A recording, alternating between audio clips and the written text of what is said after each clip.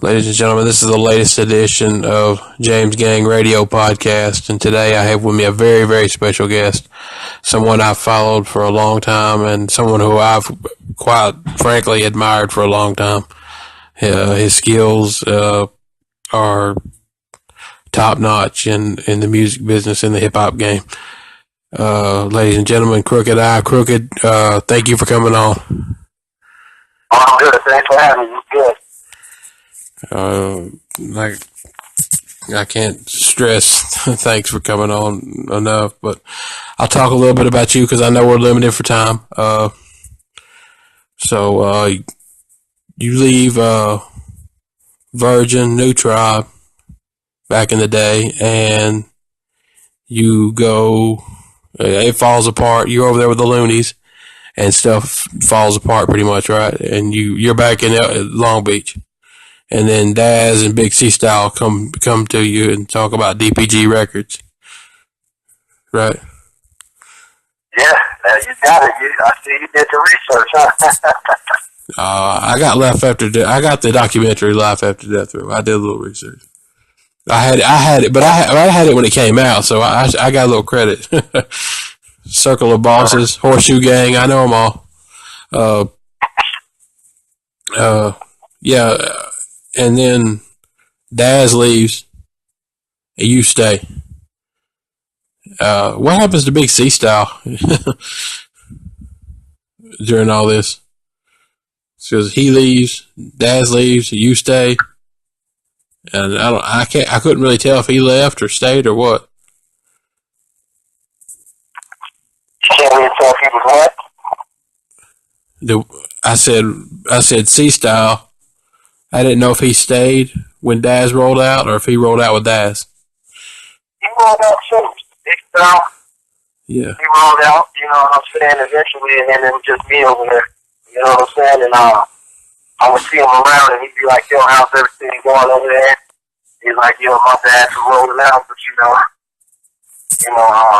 him and Daz had started the company together, so he didn't feel it would be right if he didn't roll with Daz to the next, you know what I mean, right, business venture.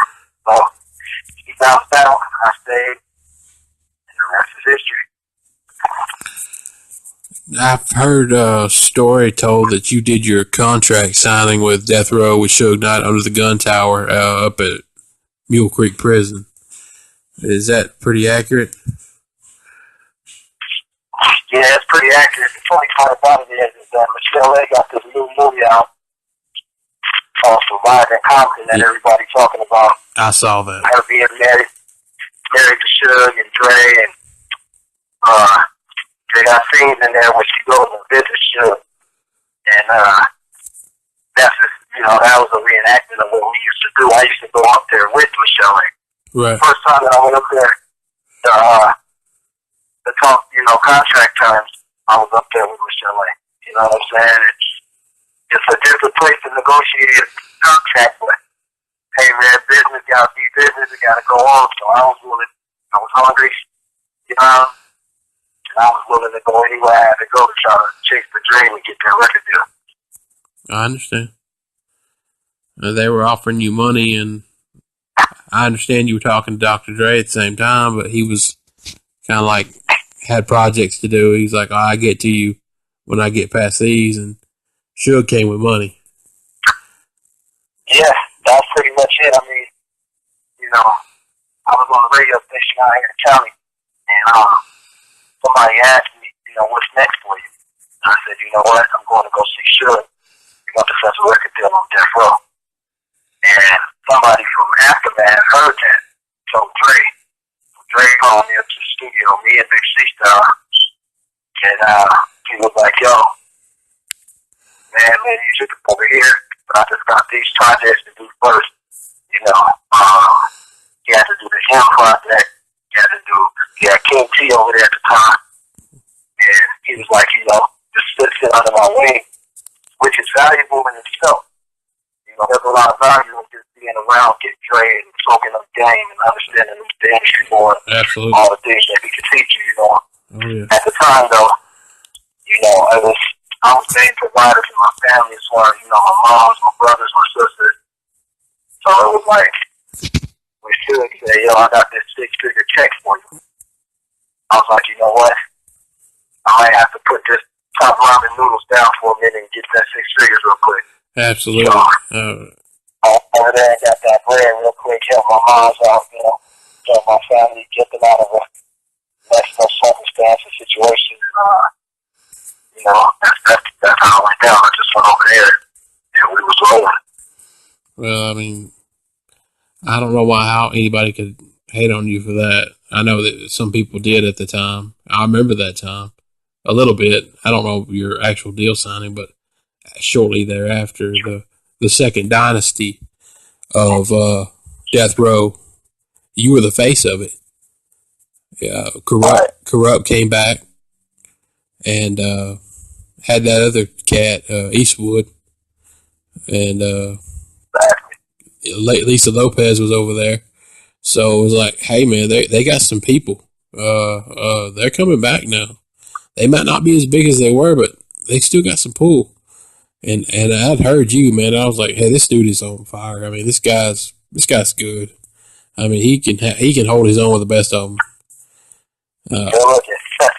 Yeah, yeah. But because I'd heard So Damn Hood, it had leaked out. That's when Napster and stuff was out, and So Damn Hood had leaked out, and I was just like, yeah, this guy's pretty good. Yeah. So Damn Hood, man. That's that Cisco. Cisco, he still had that Drew Hill fame, and he was selling 6 million records at a time. And, I never even imagined that I would do a song with Cisco, but I was in the studio recording So Damn Hood, and I was saying the hook, but I was rapping it. I wasn't singing it. It was like, first of all, if you want, let's get good. So Damn Hood, and then Cisco walked in and it was like, yo, that shit is people. Can I sing that? And Suge was like, go ahead, go give it a try. So he went in and sung the words that I wrote, and the rest was history. It leaked out. Went to New York, played it on I-97, and Andy Martinez went crazy. And that's when I knew that we could do something over there. Well, you could have if they'd have put any music out. I mean, of course, that ain't your fault, or probably wasn't even Suge's fault, but like I said, for whatever reason, music never got put out, and you end up leaving in 2004, and you had a song you put up called "Come With Me," talking about it's the Deathrow story, talking about Daz, I need to holler at you. Snoop Dogg, I need to holler at you. It was real emotional, like real touching song because you expressed how you felt at that time. Like, how could you hate me for trying to feed my family and stuff. And it was real, man. And I'm saying that because I'm a Daz fan. He's been on my show twice. I mean, that's my dude. I even asked him about the situation with y'all, and he said that everything was cool. Everything's real straight now. No hard feelings. So all's well, and that's good. I like to see that. I don't like to see my favorite rappers at each other. But everything is good. I just wanted to go see a private screening of Snoop. Snoop got a little movie. Like a short film that he produced, and I went to the private screen, chopped it up with him, just sit down there to support. He's done some things that haven't came out yet. We got some music in the works.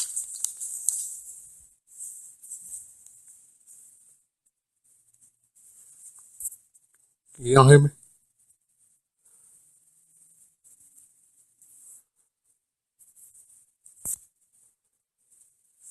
Hey, can y'all hear me? Yeah, I hear you. Okay. So, sorry, I thought I lost you. When you gonna jump into movies, Crook?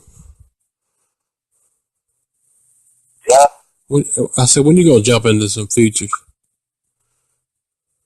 Jump into what? When you gonna jump into some films? Oh man, I don't know. When you watch it, just a TV show, so I'm in in the television world right now. Right. So I'm looking to get deeper into it. You know what I mean? But I like to be. I mean, being in front of the camera is cool, but I like to be the dude who creates the concept, is behind the camera, and let it all unfold. You know what I mean? So. I know exactly what you mean. I'm in the process of doing that right now. I might need to holler at you about some other business. LB knows what I'm talking about. He can get with you on it. On a movie deal I'm trying to put together down here. But anywho, I'm sorry, I didn't mean to get off track. But yeah, Crooked Eye, the face of the new Deathrow, he leaves. Yeah, you're on Treacherous. You got a position actually with Treacherous, right? Yeah, man, vice president. You know, we started on Tico Premium. He had Treacherous going.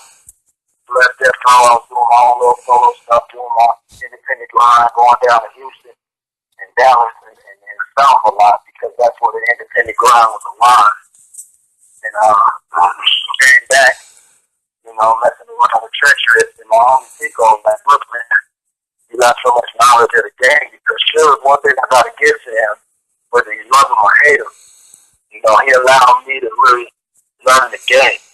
Like when he had meetings with Russell Simmons, I was right there. When he had meetings with Leon Cohen, Stevie Steph, different people in the game as heavyweights, he allowed me to be there, you know, really learn and soak up the game. So when I left, I had a lot of knowledge of the industry and how it works on the inside, on the business side of everything. That's awesome, man. So, yeah, man, it's like a, you know, I went to school. It's like a business school, you know what I mean?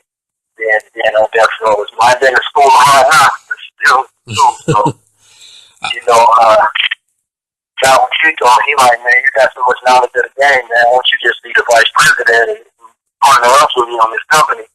And we'll, you know, start a little label and start a studio and get some of these West Coast people somewhere to go and record music. A lot of the labels wasn't paying attention to the West, you know, they was deep into the South, so, right. You know, we provided a studio, built the studio up, the men room, you know, and we opened the doors to a lot of West Coast people to come in and, you know, do what they want to do, record music. I've always... Stereo Felony, Nocturnal, you know what I mean? Yeah. Big Sight. I remember him. You know what I'm saying? It's West Coast people that put in a lot of work on the West. So, you know, just provided that opportunity there. Yeah, well, growing up as a young man, 6 or 7 year old kid, we didn't have much out of the South as far as hip hop. Outkast and the Ghetto Boys, love them both. UGK, 3-6 was still underground at the time, but West Coast is who we kind of gravitated towards the West Coast because they had the sound that we like. They was bumping that hard stuff, NWA. And all, you know, and from that on, the Chronic and G-Funk sound and all that. So Southwest Connection, you know that. Yeah, the Southwest Connection. You're right. Goddamn right. Southwest Connection, and like I say, I can't wait to do some business with y'all. I tell LB we're gonna do some business. We're gonna do some business with a show down here. And I want y'all to come down here and do a show down here. And I think y'all kill it. And people will love it. Because they love D12. They love Crooked Eye. I put up your picture. I was like, you know, I'm thinking this guy's going to be on my show. I got a huge response to you for putting up your thing, advertising you to be on this show. It was huge. That's dope. Yes, sir. It sure was. I'm always ready to move out. All I need is a window seat on the plane. I'm here. Absolutely, yeah, absolutely. We're gonna get it done. But could you imagine being on when you were on Death Row? Could you imagine years ago if somebody would have told you you'd be on Shady Records? What you would have told them? I told them, get the fuck out of here.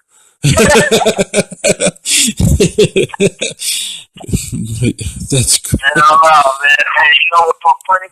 What? The funny part about it is we was at the Drake video shoot forever.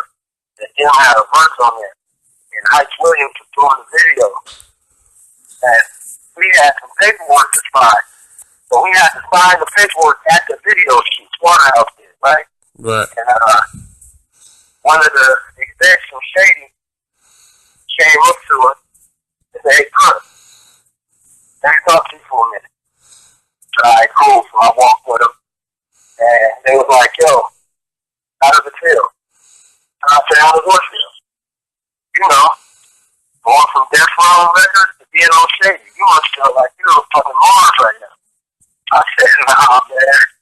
I said, "It's all good. I mean, it's just a testament to being yourself. You know, that's why I'll tell all these artists out here that's going to come up.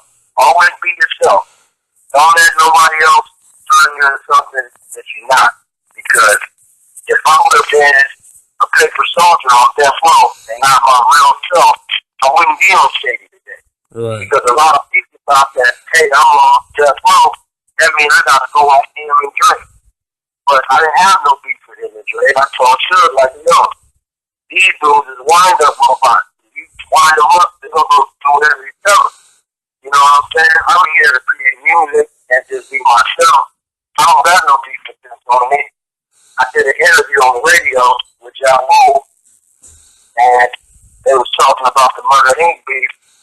They asked me, like, "Yo, since you the face of the room, are you going to go at him and Dre?" And I said, "No," on the radio station. "I don't want no sticks out here." I said, "Nah." I said, "You know why? Because Dre is one of the greatest producers of all time and doing it skillful."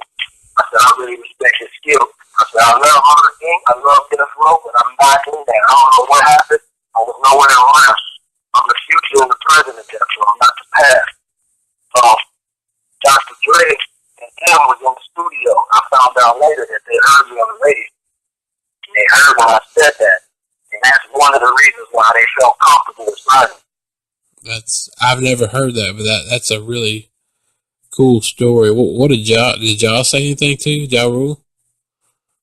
No, son, he told me he wasn't. It was all respect because I told him, you know, I love y'all, man. Y'all gave me an opportunity to do me on a baby remix. I still talk to Earth Daddy to this day. You know what I'm saying? Yeah. But I'm not, you know, that wasn't my war. I don't know what was going on. I don't know what problem. It wasn't my war. I was playing up to the, you know, I'm just trying to take care of me and mine right now. I ain't trying to go to war with people that I don't have no reason to go to war with. I can see that. I can see that. Cause it's like, let me tell you, when we go to war, we going. Oh, yeah. We'll be halfway. You know what I'm saying? Yeah. So you gotta make sure that you're doing it for the right reason. And at the end of the day, Suge respect. That's the reason why I talked to Suge before he went in, the day before he went in. That's the reason why I could leave Deathrow and still call Suge on the phone, because I'm into man shit. I ain't into you want to be, you know, you want to do some more, you want to think that you were gangster, you know, whatever you want to do, that's cool. I'm into some real man shit. So my thing is, if you be a real man, you're always going to get your respect. Right. You know what I'm saying? So, that's how I was moving. That's how I was rocking. The should just told me, "Yo, one day you going to diss him." I said, "Why?" He said, "Because they going to diss you first. Then you go diss him." He just pumped at the door. He didn't diss you first. Right. Didn't he give you props? I heard an interview you give. He gave you props. He called you and said, you know, "I'm glad you got with Eminem because he's good," and stuff like that. Yeah, he did, man. He called me, so I'm glad you with Eminem because he's a lyricist. He's a lyricist. That's good. And he's like, you know, that's exactly where you need to be at. It's progress, man. It's growth. You know, like you've grown as an artist. And that's why you're at where you're at. That's why I ain't disrespecting nobody else over there, but the cats that were over there when you were there, I mean, they ain't really doing too much, you know? No disrespect. Well, there's no chops. You want to see something that's crazy, though? I got a call at one of these networks that's supposedly trying to put together a Life After Death Row reality series. Really? And yeah, so I will see how real it is. I don't know. You know, I can't really talk about what network it is and all that right now. But right. they were interested in doing it, and having myself and Eastwood and the Outlaws and different females that were over there. You know what I mean? Right. I mean, it's an interesting topic right now. Which is straight out of Compton. It is, yeah. Michelle, yeah. It's an interesting topic right now, so I think that's what they're looking at. Yeah, I saw that the other night with what you're talking about, surviving Compton. Yeah, go ahead. I'm sorry, man, you got about 5 minutes, man, so I want to make sure you get your last couple questions in to give a quick chance to, talk about what you got going on as well. Absolutely. Yeah. Crook, you there? Yeah, man, well. Okay. Yeah, but that just shows your growth as an artist, being on, going from Deathrow to being on a part of Shady, as part of Slaughterhouse, which is the 4 ultimate MCs. I mean, what a group, man. I always respected Royce as a MC, lyricist, and I always respected you, of course. Joe Budden, same way.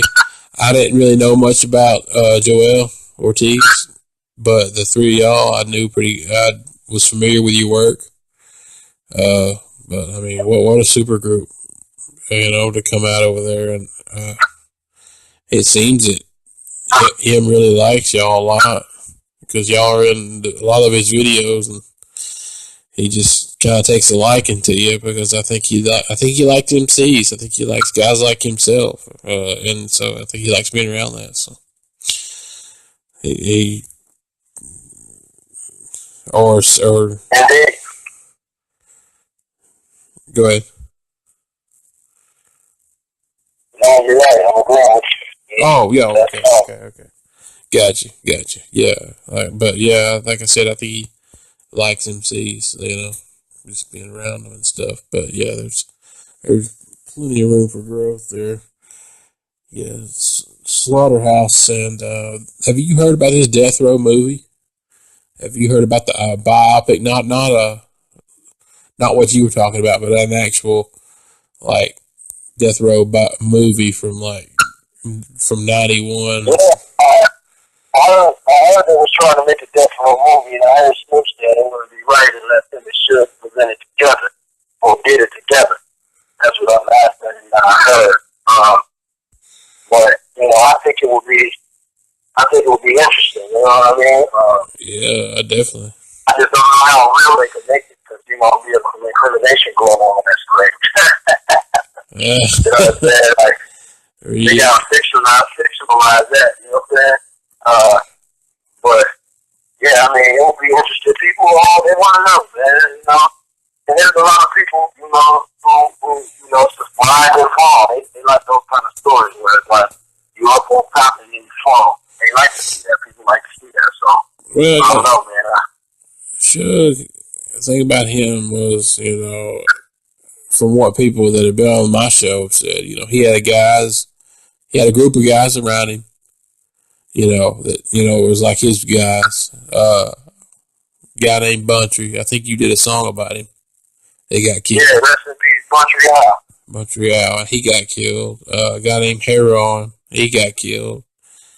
Of course, the guy that whispered at Tupac, that Trayvon Lane, he's still around. I don't know what he. Yeah, it's a few, man. My guy, Hand-Dog. Rest in peace, Hand-Dog. Hand-Dog, he did the logo. Yeah, he's gone, man. I mean, I used to see these dudes and used to have fun and have a push-up contest in the studio, and the next day, they'd be dead, gone. That's crazy. A lot of people around that atmosphere passed away, and it's sad. It's a sad reality. So yeah, it's sad for me too, because I walk through the mall and I see their kids. You know what I'm saying?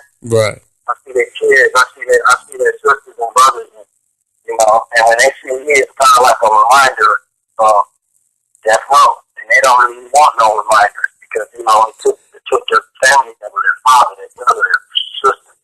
So just not being in that whole environment. So it's like really trip, man. It's a trip. it's good to see the ones that have made it out and still, burning the scene out there. It's always good to see those guys. And, yeah, it was tough, man. It's one of the toughest labels you can be on now. Every other label meeting that I have is just it's a cakewalk. So it's like, once you've been through Deathrow Records, Def Jam ain't got nothing for you. No, it ain't shit compared to being at Deathrow. Out of there. Easy break. That's it. Well, I'll ask you one question, and then I'll ask you one question, and I'll turn it over to a business thing, and then I'll resign for the day, sir, and let you get back to do what you're doing. I can say thank you for coming on the show, but how do you feel going from Virgin and New Tribe back with the Loonies to DPG Records to Deathrow, the Deathrow era, and being involved in all that? Now with Slaughterhouse, and Shady Records, the crawl, not the crawl, but the not. I don't want to say the struggle. I don't know if that's the right word I'm using. The grind to get where you are now. To get you. I put out a post when I had you before I had you on here. I said I've been pushing for this guy for years, talking about you, and I have been because I thought you were so good. Yeah, you had a song called NWA. That I copied off. I used to listen to in the car. New West Anthem. I love that shit.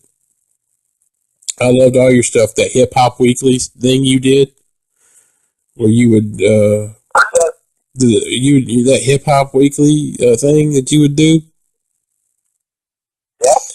That thing was awesome. I mean, you take somebody else's song and you'd go over it, and hell, it'd be better than their song.